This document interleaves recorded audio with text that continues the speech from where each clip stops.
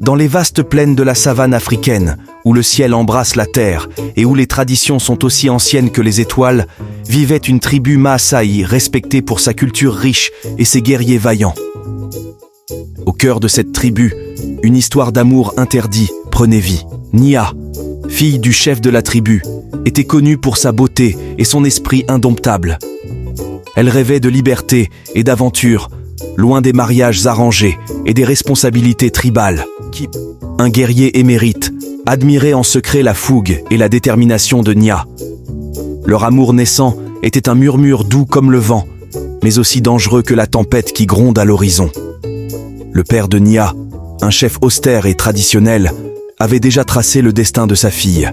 Elle épouserait l'Omouniak, le chef d'une tribu voisine, pour sceller une alliance. Mais le cœur de Nia battait pour Kip, et chaque regard échangé entre eux était une promesse d'éternité. La nouvelle de leur amour interdit se répandit comme une traînée de poudre, enflammant la colère du père de Nia et la jalousie de l'Omouniak.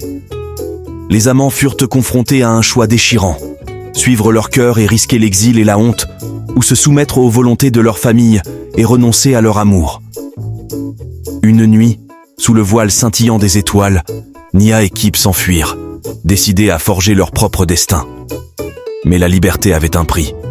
Les guerriers de la tribu, menés par l'Omouniak, les pourchassèrent sans relâche.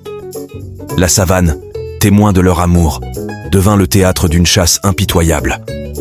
Alors que l'aube pointait, Nia et Kip, épuisés mais résolus, firent face à leurs poursuivants. Dans un ultime acte de bravoure, Kip défia l'Omouniak en combat singulier.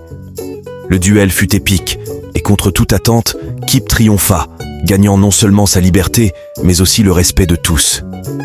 Le chef, touché par l'amour véritable et le courage de Kip, accorda sa bénédiction aux jeunes amants. La tribu célébra leur union, non plus comme un amoureux interdit, mais comme un symbole d'espoir et de changement.